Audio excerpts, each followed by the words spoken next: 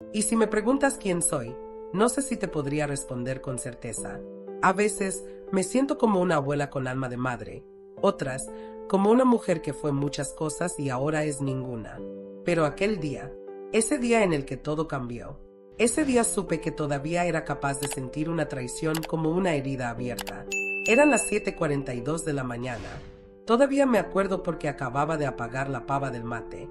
El sol se colaba por la cortina floreada de la cocina y una tostada se me quemaba en la sartén. Todo parecía una mañana cualquiera, hasta que escuché ese sonido, un papel deslizándose por debajo de la puerta. No me apuré. Pensé que era publicidad, alguna factura del gas o esas revistas de supermercados que ya no leo. Pero el sobre era blanco, sin logo, sin remitente, y mi nombre, Lucía Morales de Gutiérrez, estaba impreso en letras negras. Lo primero que sentí fue un escalofrío, como cuando alguien te mira fijo desde atrás y vos todavía no giraste la cabeza, pero ya sabes que está ahí. Me senté en la silla de la cocina, agarré mis lentes y abrí el sobre. Era una hoja simple, sin adornos, pero cada palabra era una bomba. Notificación extrajudicial. Cese inmediato de ocupación. Transferencia legal del inmueble realizada. Solicitud de desalojo en un plazo de 72 horas. ¿Desalojo? Leí la hoja 3 veces. Mi mente intentaba negarlo. Debe haber un error. Esto no es para mí. Alguien se confundió. Pero no. Mi casa, mi hogar, la casa donde crecí con mi esposo, donde crié a mi hijo, donde tejí mantas para mis nietos y escondí galletas en los armarios. Ya no era mía. El documento estaba firmado, sellado, autorizado, y no había vuelta atrás. Me quedé paralizada. No lloré, no grité, solo me congelé. Entonces, como si el universo se hubiera puesto de acuerdo para patearme cuando ya estaba en el piso, sonó el teléfono. Era Lidia, mi nuera. Reconocí el número enseguida. Atendí. Su voz fue lo primero que me hizo hervir la sangre. Venía alegre, aguda, como una adolescente que acaba de ganar un premio. Hola, suegrita. Qué linda mañana, ¿no? Bueno, llamaba para agradecerte por la colaboración. Nos vamos de viaje. Yo, Juan y los chicos. Nos hacía falta, ¿sabes? Yo no dije nada. Ella siguió, como si nada. Ah, y por cierto, ya vendimos todo. El coche, los muebles, tus joyitas, hasta ese cuadro horrible de tu dormitorio.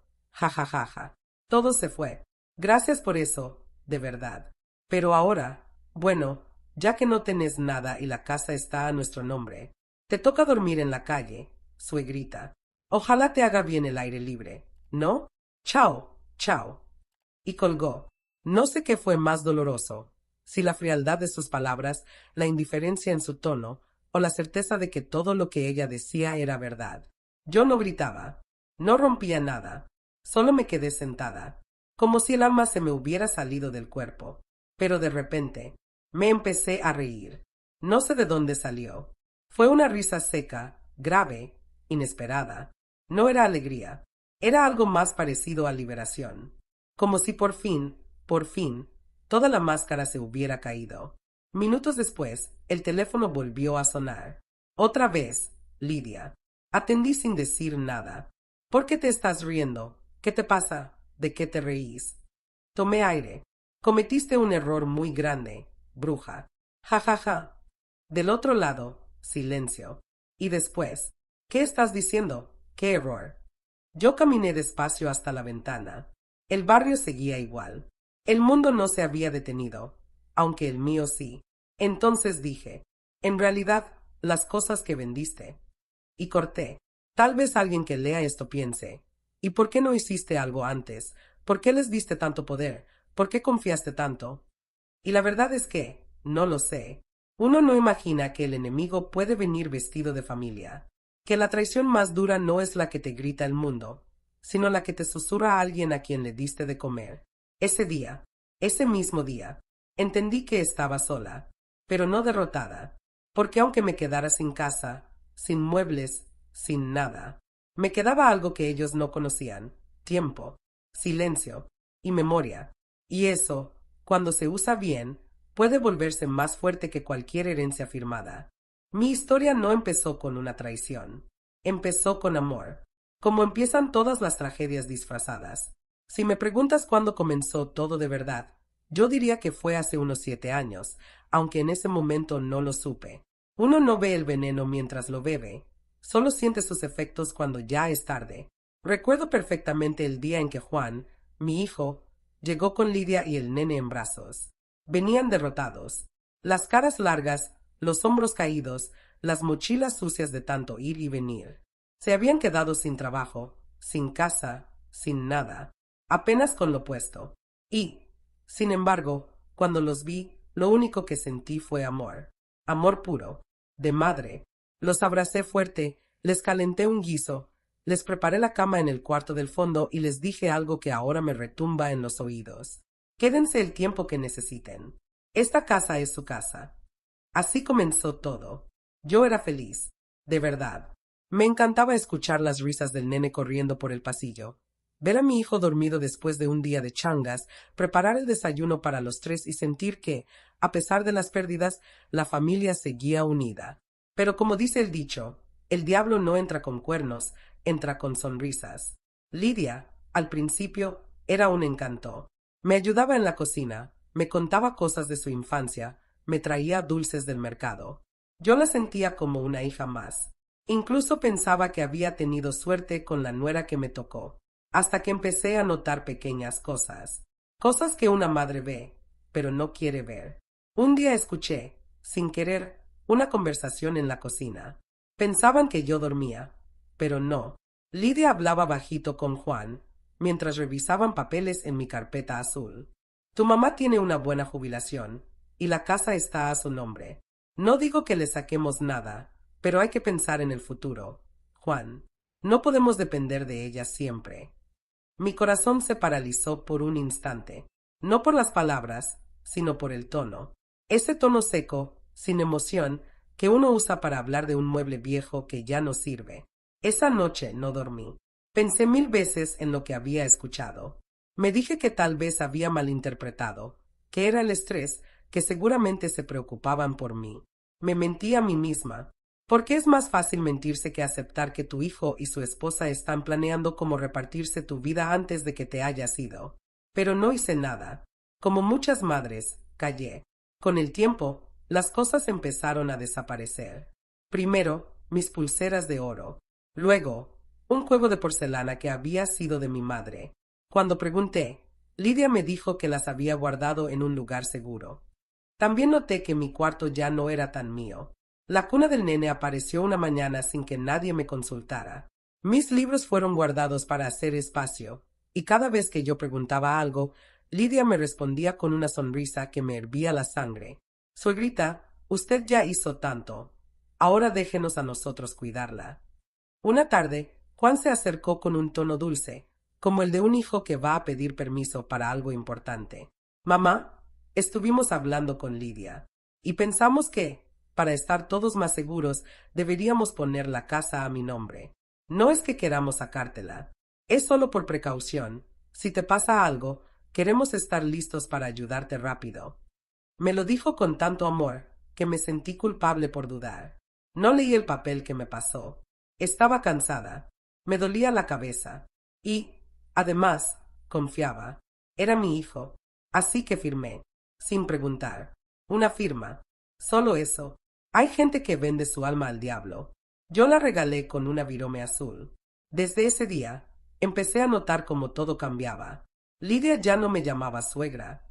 Me decía Doña Lucía, como si yo fuera una vecina molesta. Juan hablaba poco, salía mucho, y cuando estaba en casa, parecía más un huésped que un hijo. Yo trataba de seguir la rutina. Cocinar, limpiar, cuidar al nene. Pero sentía que caminaba por una casa que ya no me pertenecía, que mi presencia era tolerada, que me estaban esperando con paciencia, como quien espera que una vela se consuma sola. Una noche, escuché la frase que terminó de abrirme los ojos. Lidia hablaba por teléfono, en la habitación contigua. Ni se entera. Ella firma todo. Y lo mejor, todavía piensa que la queremos. Me encerré en el baño. Me senté en el piso frío y lloré. No con rabia. Lloré como una nena. como una madre que acaba de descubrir que crió a su propio verdugo. Y ahí, en medio del dolor, sentí que algo dentro de mí cambiaba. No sabía qué, no sabía cómo, pero supe que ese amor que me había hecho débil pronto sería mi única defensa. A veces la traición no llega de golpe, no entra rompiendo la puerta ni gritando tu nombre. Llega despacito, como una brisa tibia, disfrazada de rutina. Se instala sin permiso, y cuando te das cuenta, ya no es una sospecha, es tu realidad. Después de firmar aquel papel, ese documento que supuestamente era solo por precaución, todo comenzó a cambiar de forma casi imperceptible. Al principio eran detalles, cosas que podría haber pasado por alto si no hubiera aprendido, tarde, que el demonio vive en los gestos cotidianos. Lidia ya no me pedía las cosas, me las informaba. Doña Lucía, mañana viene el pintor. Vamos a cambiar el color del comedor. El comedor era mío, las paredes mías, pero ya nadie me consultaba. Juan, por su parte, se volvió una sombra. Iba y venía sin saludar, siempre con la excusa del trabajo. A veces, se quedaba horas encerrado en el auto, estacionado a media cuadra. Yo lo miraba desde la ventana, sin entender qué estaba haciendo ahí, solo, en silencio, como si también se sintiera ajeno a su propia casa. Una mañana, fui a buscar mi pulsera de perlas, esa que me había regalado mi esposo cuando cumplimos 30 años de casados, y no estaba. Revisé todas las cajas, los cajones, los rincones donde solía guardarla. Nada. Pregunté. Ay, suegrita, debe haber quedado en alguna mudanza. Capaz que la guardamos en una caja del nene. ¿Quiere que la busque después? Nunca más la vi. Después desapareció la vajilla de porcelana. Luego, un sillón. Luego, la radio antigua de mi padre, que aún funcionaba y yo usaba para escuchar boleros mientras limpiaba. Lidia siempre tenía una excusa lista, una sonrisa tranquila, una voz empalagosa. La vendimos para hacer espacio, doña Lucía. Cosas viejas, usted ya no las necesita. Yo callaba, no porque no entendiera lo que pasaba. Callaba porque en el fondo, todavía tenía la esperanza de que no fuera lo que parecía. Un día, bajé al banco a sacar dinero para una consulta médica. La rodilla me dolía mucho y necesitaba ir al traumatólogo. Cuando pedí el saldo, el cajero me miró con esa cara que mezcla incomodidad y lástima. Su cuenta está en cero, señora. ¿Cómo que en cero? Su hijo tiene una autorización firmada por usted. Hace meses que él retira dinero. Todo legal, firmado por usted misma. Salí del banco como en una nube, el corazón en la garganta, las piernas temblando. No recordaba haber firmado nada más, pero después lo pensé bien, y sí, había una hoja que me pasaron entre papeles del seguro, del médico, de esas cosas de adultos, como decía Lidia. Y yo, sin lentes y con confianza, firmé. Esa tarde, cuando volví, me senté en el sillón y no hablé. Lidia ni me miró. Juan llegó tarde, como siempre, y se encerró sin preguntar cómo estaba. Y yo, mientras preparaba la cena, escuché su voz por teléfono. No a Juan, a ella. Lidia hablaba en voz baja, pero se escuchaba claro. Sí, sí, ella firma todo.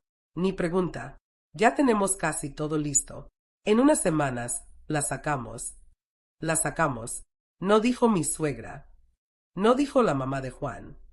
No dijo Lucía. Dijo la sacamos como si fuera un mueble viejo, una estantería que ya no combina con la decoración. Me encerré en el baño. Cerré la tapa del inodoro, me senté encima y lloré. Pero esta vez no como una madre. Lloré como una mujer que empieza a ver la verdad, aunque no quiera. Lloré porque todo lo que había construido con amor se me estaba cayendo encima con desprecio. Y al mismo tiempo, entre lágrima y lágrima, algo empezó a endurecerse en mí. Al día siguiente, quise revisar unos documentos que guardaba en una caja de madera en el altillo. Era una caja que mi esposo había fabricado antes de morir. Ahí guardábamos papeles importantes, escrituras, certificados, cartas, recuerdos. La caja no estaba. Fui al altillo. Busqué. Revisé cada rincón. Nada. Pregunté con voz baja, temblando. Vieron una caja de madera oscura que tenía allá arriba. Lidia me miró con una sonrisa que todavía me da escalofríos. ¿Una caja? No. Capaz se perdió cuando ordenamos. ¿No la habrá tirado usted sin darse cuenta? Yo sabía que no, pero no dije nada. Esa noche no pude dormir. Me levanté y abrí mi cuaderno de tapas duras, ese donde escribía recetas y listas del supermercado. Empecé a escribir otra cosa. Fechas, palabras que recordaba, detalles, frases sueltas que había escuchado. Era mi única forma de no volverme loca. Juan me pidió que firme una hoja para el seguro. Fecha 12 de abril. Lidia dijo que mis joyas estaban guardadas. Punto. El banco confirmó firma mía en documentos que no leí. Ella dijo, la sacamos. Punto. Nadie me creía capaz de recordar tanto, pero yo lo hacía, porque cuando ya no te queda nada, tu memoria es tu única defensa. Pasaron semanas. Las cosas siguieron desapareciendo. Mi nombre ya no estaba en ninguna factura. Mi espacio era cada vez más chico.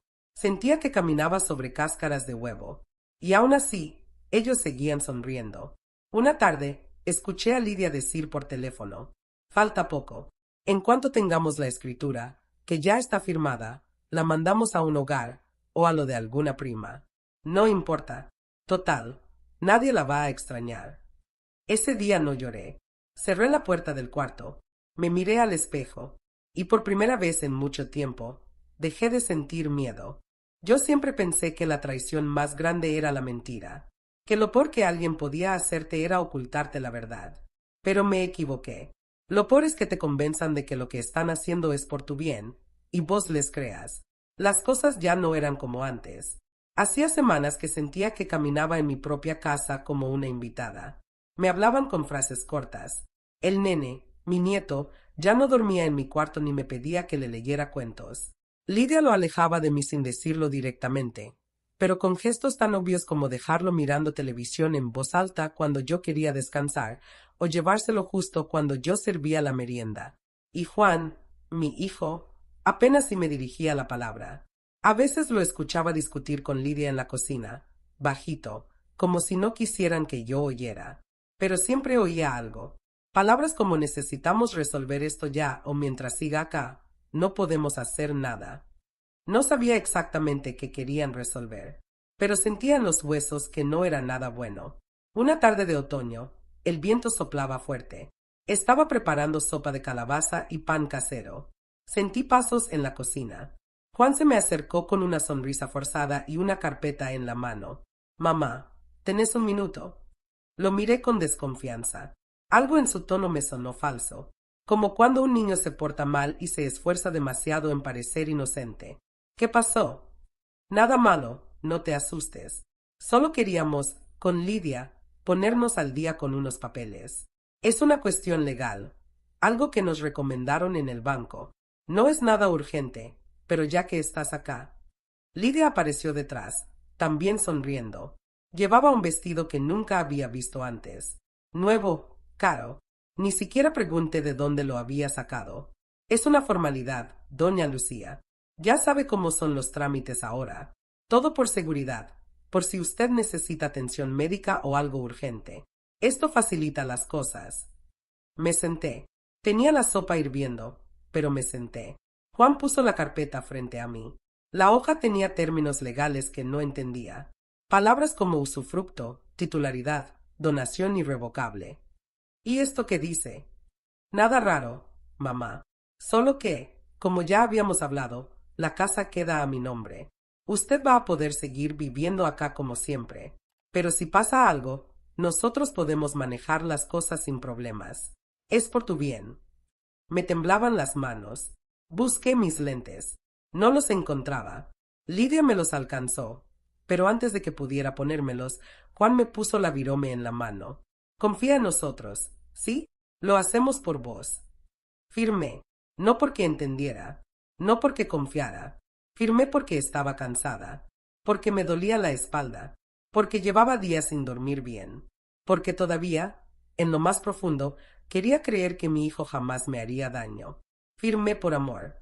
Esa noche, mientras limpiaba la mesa, noté que habían cambiado el mantel. Uno nuevo, blanco, sin las manchas viejas de mate que tanto me molestaban. Pero ese mantel me dio miedo. No por el mantel, claro, sino porque significaba algo. Ya no decidía ni sobre el color del comedor. A los días, noté que ya no llegaban cartas a mi nombre, ni de la obra social, ni del banco, ni del gas. Lidia me dijo que ahora todo estaba digitalizado. Yo sabía que era mentira.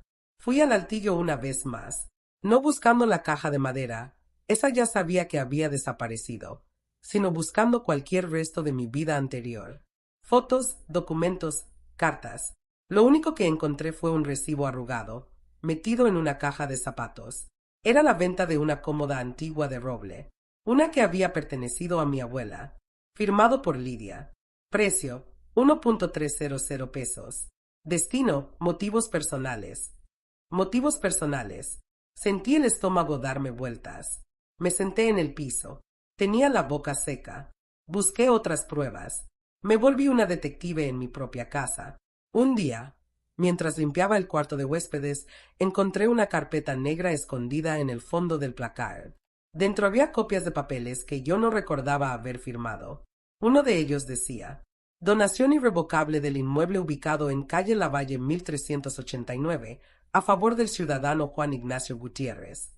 Mi nombre estaba abajo, mi firma también, y la fecha coincidía con aquella tarde de sopa y pan casero.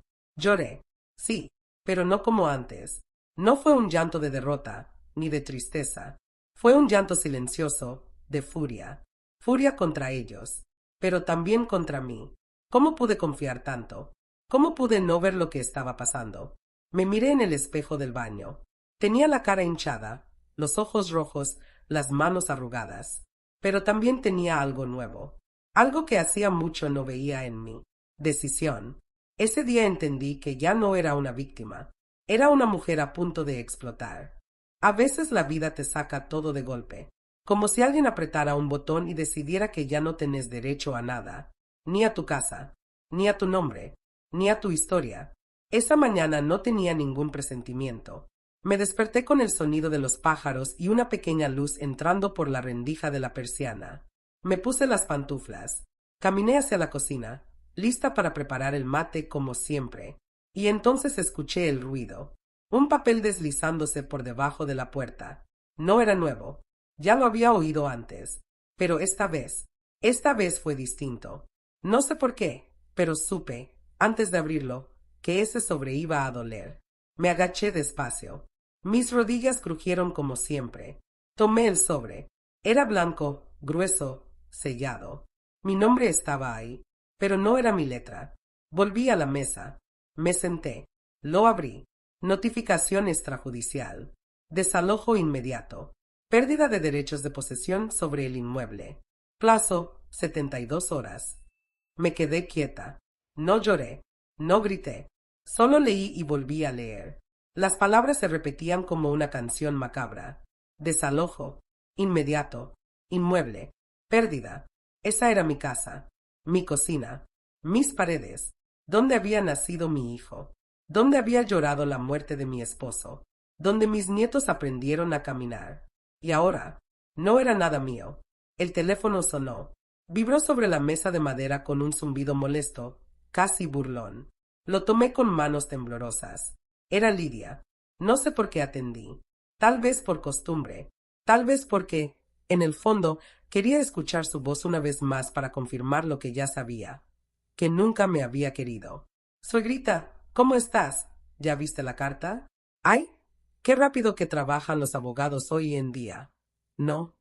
Yo no respondí. Solo llamaba para agradecerte por la ayuda. Nos vamos de viaje.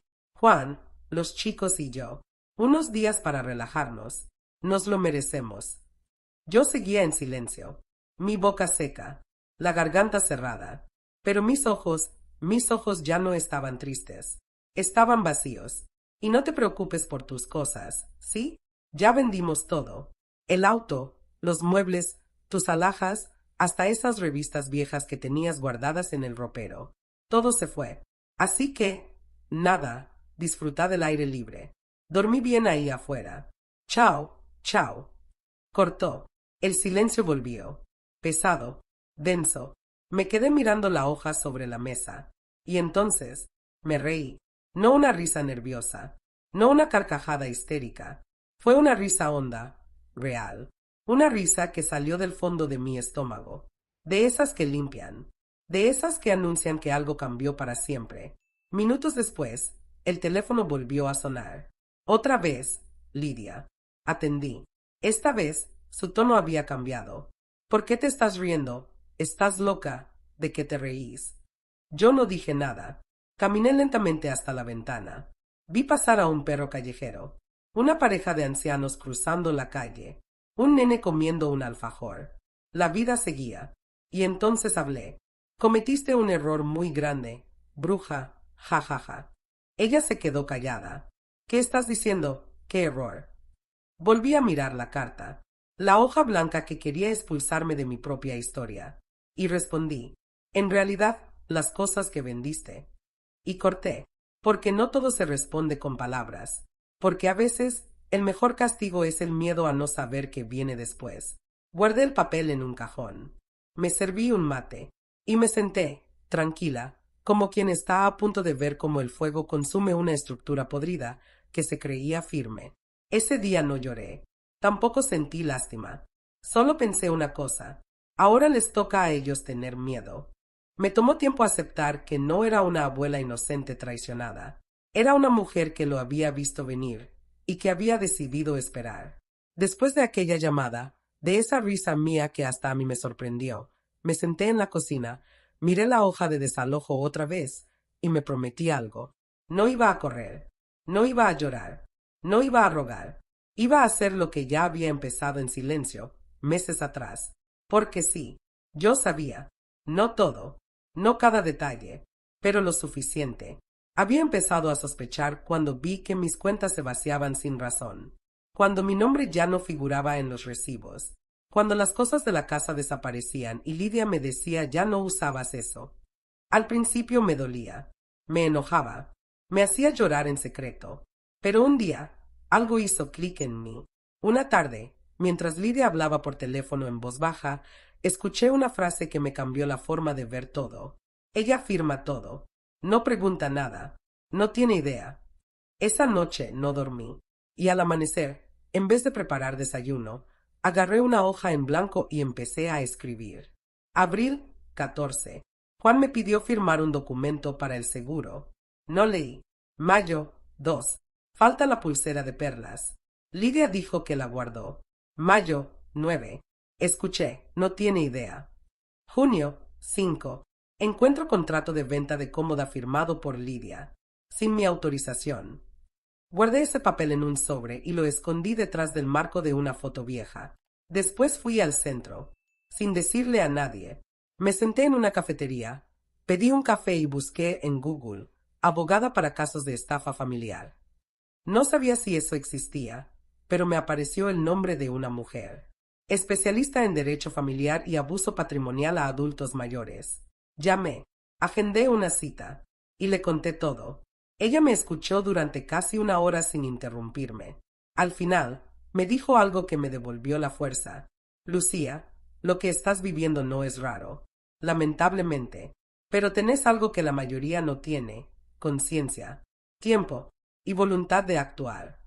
Durante semanas, trabajamos en silencio. Ella me ayudó a pedir los movimientos bancarios, a revisar escrituras, a entender qué documentos eran válidos y cuáles podían ser anulados por presión emocional. Grabé conversaciones, guardé mensajes, fotografié papeles, incluso puse un grabador en el living, un aparatito viejo que me dio mi sobrina. Y ahí quedó todo, cada burla, cada plan, cada frase como puñal. No la vamos a aguantar mucho más. Cuando se dé cuenta, ya va a ser tarde. La casa es nuestra. Ella ya firmó. Armé una carpeta. Con todo. Un día, escondí esa carpeta en el fondo del armario de la lavandería, dentro de una caja de detergente vacía. Y encima puse trapos viejos y un escurridor roto. Lidia nunca limpió esa parte de la casa. No le importaba el rincón donde se lavaban las cosas sucias. Y fue irónico, porque justo ahí guardé la mugre de su mentira. Después, mi abogada preparó una presentación judicial preventiva, un mecanismo poco común, pero legal. Se llama acción de reversión por vicio de consentimiento. En palabras simples, Si se demuestra que firmé sin saber lo que firmaba, todo puede anularse. Ella fue clara conmigo. No es fácil. Pero si juegan sucio, nosotras vamos a jugar con pruebas. Y yo estaba lista. Me fui preparando por dentro. Ensayé mi silencio. Disimulé mis sospechas. Me hice la abuela distraída. La señora mayor que no sabe usar el celular. Todo para que ellos bajaran la guardia. Pero por dentro, cada vez que veía a Lidia caminando por mi cocina como si fuera su reina, cada vez que Juan me hablaba como si fuera una carga, más crecía mi decisión. La gota final fue una conversación entre ellos, en el cuarto de al lado. No sabían que yo estaba escuchando desde la escalera. ¿Y si se entera? No va a pasar. Lucía no tiene a nadie. No se va a mover. ¿Y si nos denuncia? ¿Con qué? ¿Con qué abogado? ¿Con qué dinero? Además, la gente se olvida de los viejos. Esa frase, la gente se olvida de los viejos. Ese día escribí en mi cuaderno una última línea. Quizás me olviden, pero antes me van a recordar. No todo se cae con gritos. A veces las ruinas comienzan con un papel, una grabación y una abuela que se cansó de callar.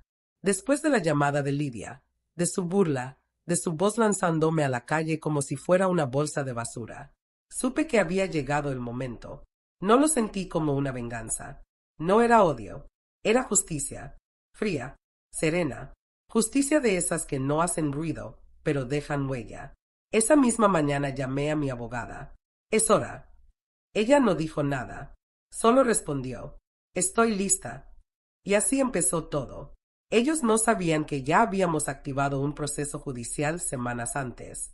No sabían que había una denuncia formal por abuso patrimonial, estafa, falsedad documental y coacción sobre persona mayor. No sabían que yo ya había firmado una revocación de todo lo que me habían hecho firmar a escondidas, alegando vicio de consentimiento. Mientras ellos creían que me tenían acorralada, yo ya estaba dando el primer paso para recuperarlo todo. Ese mismo día, a las 10:17 de la mañana, 2 oficiales de justicia, acompañados por una abogada del Ministerio Público y un agente de policía, tocaron el timbre de mi antigua casa. Lidia abrió con su habitual sonrisa, pero la sonrisa se le borró en el segundo en que escuchó la frase. «Señora Lidia Fernández, está usted siendo notificada por una denuncia penal en curso. Se la cita a declarar y se solicita acceso inmediato a los documentos del inmueble, objetos de la causa». La cara se le congeló. Quiso decir algo, pero no le salió ni una palabra. Juan apareció detrás, descalzo, confundido. Apenas alcanzó a preguntar qué pasaba. El oficial repitió, en voz clara: «También usted está implicado, señor Gutiérrez, como firmante de documentos en conjunto con la señora Fernández». Yo no estaba allí, pero me contaron todo. Los vecinos vieron. Algunos grabaron. Otros susurraban detrás de las cortinas. Por primera vez en mucho tiempo, los que caminaban con vergüenza por la vereda no eran los viejos, eran los culpables. Mientras tanto, yo estaba en casa de mi comadre Alicia, tomando mate con bizcochos. Ella había sido una de las pocas que me creyó desde el principio. ¿Y ahora qué, Lucía? Ahora que corran ellos. En las noticias locales apareció un breve titular.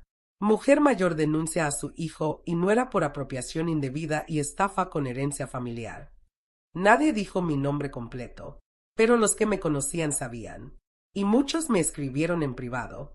Algunas vecinas, compañeras del centro de jubilados, mujeres que también habían sido calladas, desplazadas, empujadas por hijos ingratos o parejas egoístas. Gracias, Lucía, por hacer lo que yo nunca me atrevía a hacer.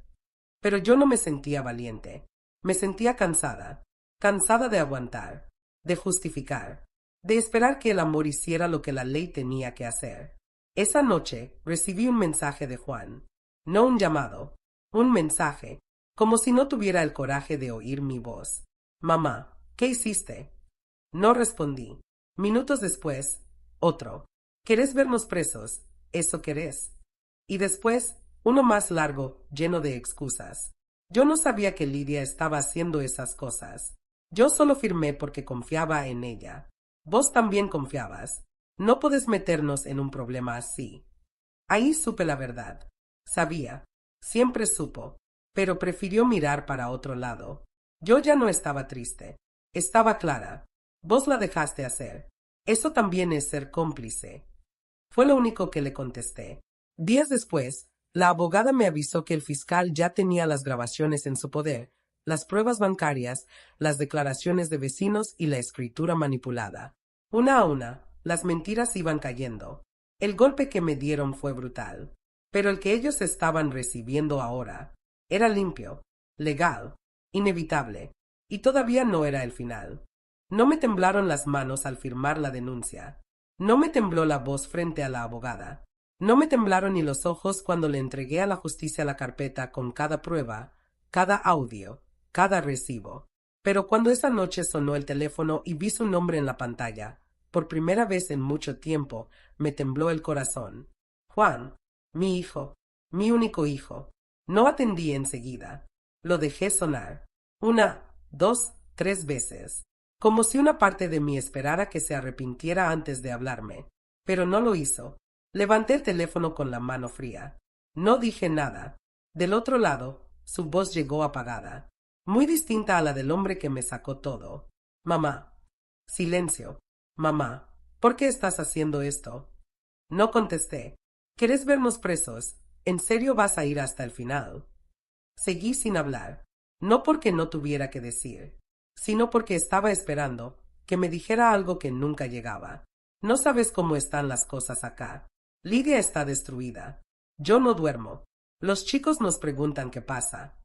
¿Y vos querés que yo lo sienta? La pregunta lo descolocó. No, mamá, yo. Solo quiero entender por qué.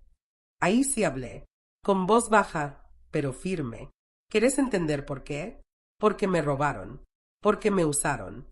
Porque firmé papeles creyendo que era por amor. Porque confié en vos. Porque vos me mirabas a la cara mientras ella me vaciaba la casa.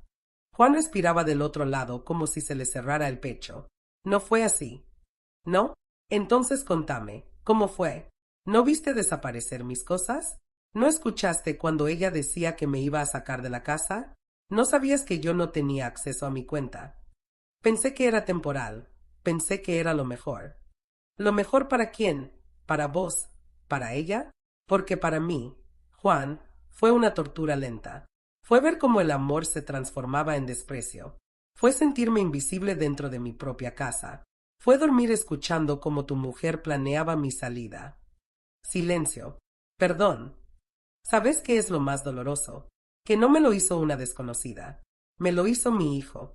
El mismo al que crié con hambre, con frío, con miedo, pero con amor. El mismo por el que lavé ropa a mano, el que llevaba de la mano al médico. Y vos me vendiste por comodidad, por silencio, por no enfrentarla. Yo no sabía que era tan grave. Claro que sabías, pero era más fácil no mirar. Más cómodo. Total, yo seguía cocinando. Yo seguía sonriendo. Vos pensabas que yo nunca iba a reaccionar, que las abuelas siempre perdonan. Y no lo vas a hacer. Me quedé en silencio. Lo pensé. Una parte de mí lo quería abrazar, decirle que todo iba a estar bien. Pero otra, la que había sufrido en silencio durante años, no podía mentirle. Eso no depende de mí, Juan. Depende de vos, de lo que hagas con lo que queda. Porque a mí ya me sacaron todo. Y vos lo permitiste. ¿Y si retiro todo? ¿Y si dejamos el juicio? ¿Y que me quede sin casa, sin respeto, sin verdad, para que ustedes puedan dormir tranquilos? No, Juan, ya no. Él respiró hondo. Su voz se quebró. Los chicos extrañan a la abuela. Yo también los extraño, pero crecerán sabiendo que su abuela no se dejó pisotear. Del otro lado, un sollozo. Yo, firme. Vendieron todo, Juan, pero olvidaron que lo único que no se puede vender es la dignidad. Y eso todavía es mío. Colgué. No lloré. No grité. No me desarmé. Solo cerré los ojos y entendí que ese fue el verdadero final. No el juicio. No el desalojo. Fue ahí, en esa llamada, donde mi maternidad se rompió. Y donde, por primera vez, yo elegí protegerme a mí. Nunca pensé que llegaría a estar en un tribunal, mucho menos enfrentando a mi propio hijo. Pero ahí estaba, en la sala número 3 del juzgado civil, con un abrigo prestado de mi vecina Alicia, el pelo recogido con cuidado y un nudo en el estómago que ni el mate más caliente podía aflojar. Todo estaba en silencio, un silencio tenso, espeso, que hacía que hasta el eco de los pasos se sintiera como un golpe. Lidia estaba sentada del otro lado, junto a su abogada. Lucía nerviosa, pero no derrotada. Jugaba con su anillo, ese que había comprado con mi dinero. Juan estaba 2 sillas más allá. No me miraba. Bajaba la cabeza. Tal vez por vergüenza. Tal vez por miedo. Yo no estaba sola. Mi abogada me acompañaba, firme, serena, con toda la documentación que habíamos reunido durante meses. Pruebas, conversaciones grabadas, contratos firmados bajo presión, extractos bancarios. Todo lo que callé, ahora estaba ahí, negro sobre blanco. La jueza entró puntual. Una mujer mayor, de rostro severo pero ojos atentos. Se sentó, hizo una pausa breve y empezó a leer en voz alta. Causa número 1427 diagonal 23. Denunciante, Lucía Morales. Demandados, Juan Ignacio Gutiérrez y Lidia Fernández. Materia, nulidad de donación por vicio de consentimiento, coacción sobre persona mayor, estafa, apropiación indebida. Cada palabra que salía de su boca me dolía como un latigazo, pero también me sostenía. Era como si, por fin, alguien le pusiera nombre a todo lo que había vivido en silencio. La defensa intentó hablar primero. Dijeron que todo fue consensuado, que las decisiones se tomaron en familia, que yo había firmado por voluntad propia. Pero entonces mi abogada pidió reproducir los audios. El salón se llenó de las voces que yo conocía demasiado bien. La de Lidia, riéndose. Ni se da cuenta. Firma todo. Cuando quiera reaccionar, ya vamos a estar en otra casa. Un murmullo recorrió la sala. La jueza levantó una ceja. Pidió silencio. Después, otra grabación. Vende lo que quieras. A la vieja no le importa. Está sola.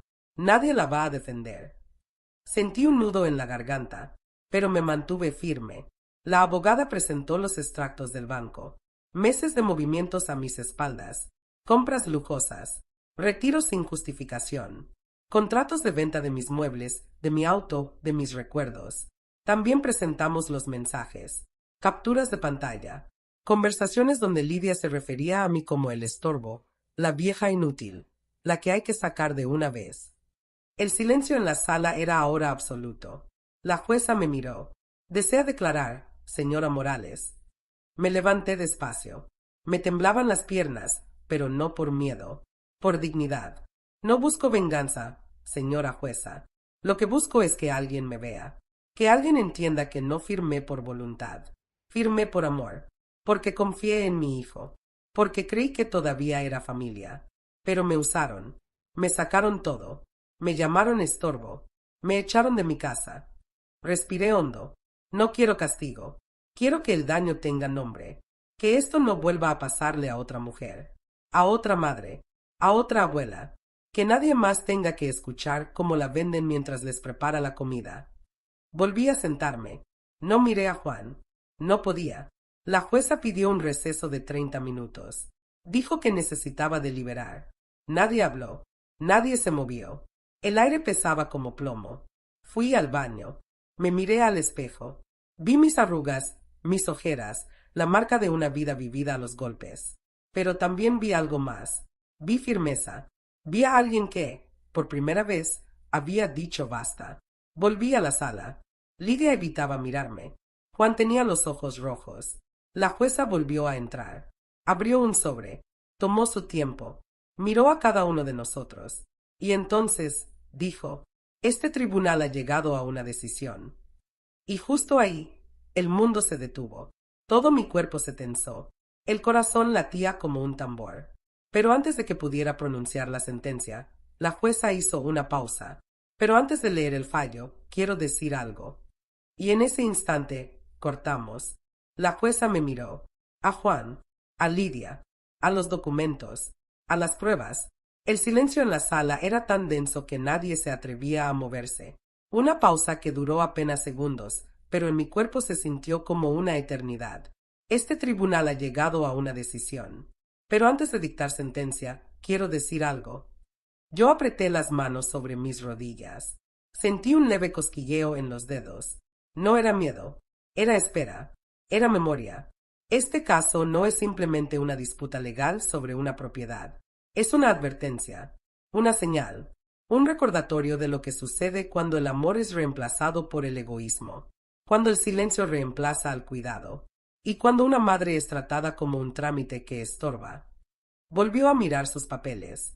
Por las pruebas presentadas, las grabaciones, los documentos firmados sin consentimiento informado y el patrón de conducta demostrado, este tribunal declara nula la donación del inmueble. Se revierte la titularidad a favor de la señora Lucía Morales. Además, se remite la causa penal contra la señora Lidia Fernández a la Fiscalía para la continuación de la investigación correspondiente. Lidia soltó un gemido ahogado. Su abogada intentó calmarla. Juan no dijo nada. No se movió. No me miró. Yo respiré. Por primera vez en mucho tiempo, respiré profundo, hondo, como si hubiese estado sosteniendo el aire durante años. Salí del juzgado sin sonreír. No fue una victoria alegre. Fue una justicia serena, silenciosa. No hubo aplausos. No hubo abrazos. Solo pasos. Los míos. Firmes. En los días siguientes, Lidia desapareció de la casa. Juan se fue con ella, aunque sin decirme adiós. No necesitaba que lo hiciera. Regresé a mi hogar acompañada por un oficial, mi abogada y el portero que me abrazó al verme llegar. La estábamos esperando, doña Lucía. La casa estaba vacía, pero no sucia. Habían dejado el lugar sin muebles, sin recuerdos, pero yo no sentí pena. Sentí alivio. Comencé de nuevo. Pinté las paredes con ayuda de vecinos. Planté margaritas en la entrada. Puse una mesa de madera vieja en la cocina y colgué fotos antiguas que rescaté de una caja que Lidia no había encontrado. Los primeros días dormía poco. El cuerpo aún cargaba la tensión. Pero a la tercera noche, dormí como una piedra. Una mañana, encontré un sobre en el buzón. No tenía remitente. Lo abrí con cuidado, sin saber si era otra amenaza o algún trámite pendiente. Era una hoja escrita con letra infantil. Hola, abuela. Mamá no quiere que te escriba, pero yo sí. El otro día soñé con tu torta de manzana.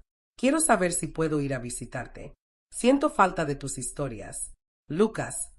Tuve que sentarme. Me temblaban las piernas. Las lágrimas me cayeron sin pedir permiso.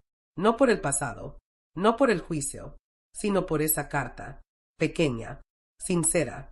Una semilla en medio de tanta tierra seca. No respondí de inmediato. Esperé unos días. Cuando me sentí lista, escribí con mi mejor letra. Querido Lucas, esta siempre fue y será tu casa. Aquí estaré, con historias y torta de manzana. Te espero con el corazón limpio.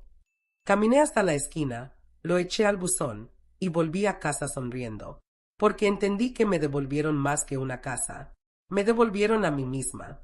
Y aunque muchas cosas no se puedan reparar, aunque el amor de un hijo no se recupere con una sentencia, yo seguía de pie, y esta vez nadie más me haría arrodillar.